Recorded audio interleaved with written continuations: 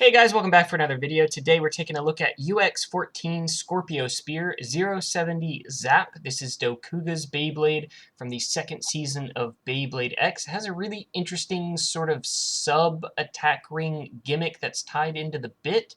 Anyway, we're going to take a look at it and see how it is. Alright guys, so we've got Scorpio Spear 070 Zap. This is definitely one of the more interesting releases we've gotten in quite a while, mostly due to the gimmick. So if you didn't know, the bit is directly tied into sort of this free spinning mechanic of this like secondary ring. It's not really free spinning.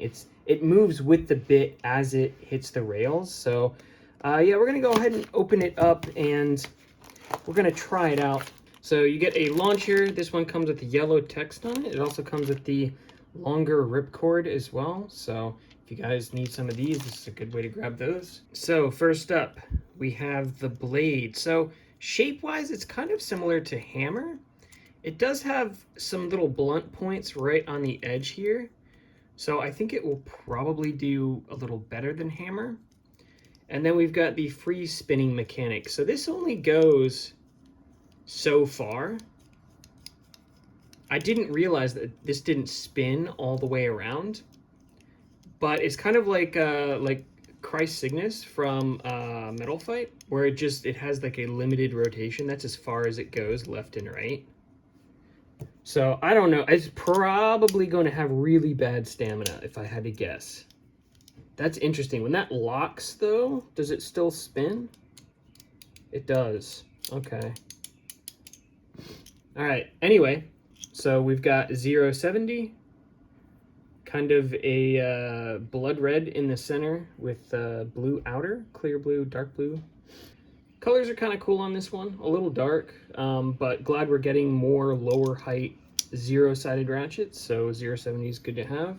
And then we've got Zap, which is effectively an Excel point, but it's definitely a lot wider. So what I expect is going to happen is that this is going to catch the curve of the stadium a lot easier than this one is, just because it's wider, and it's probably going to move quite a bit faster just because of the diameter of it.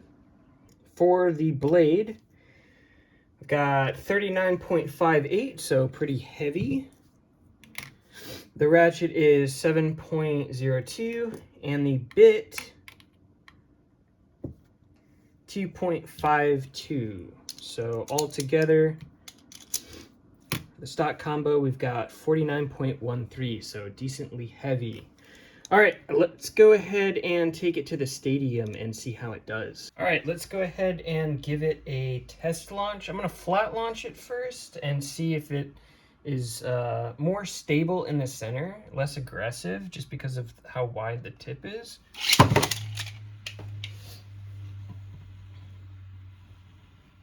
Yeah. So flat launching center is way easier to get passive than point is, just because of how wide the bit is. Let's go ahead and get a bit of a tilt.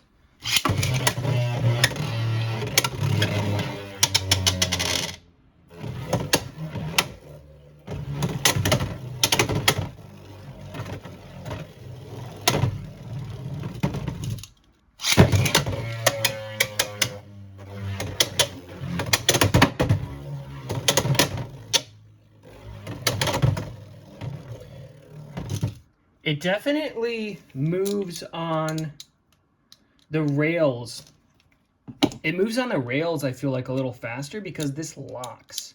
There's more tension going on because of this sort of secondary element here being the sub ring.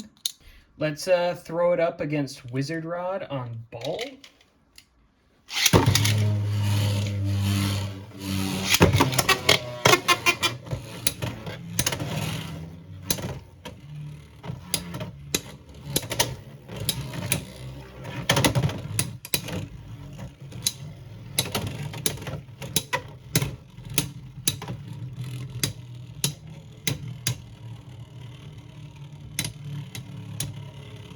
I'd be kind of interested to see how it performs on the different geared bits, just because the gear ratio is different.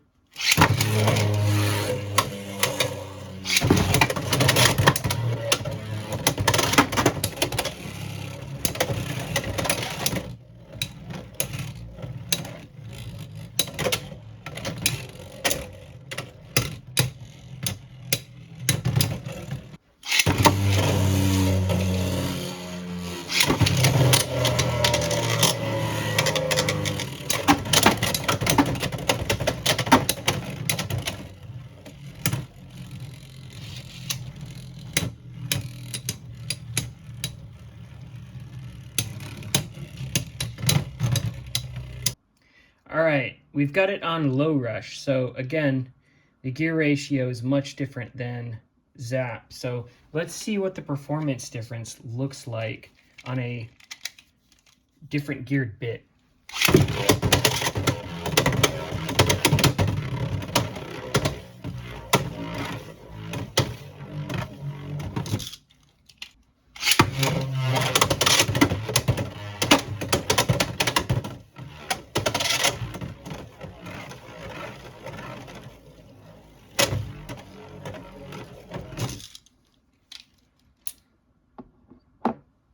And let's try it on a regular bit. So this is just point.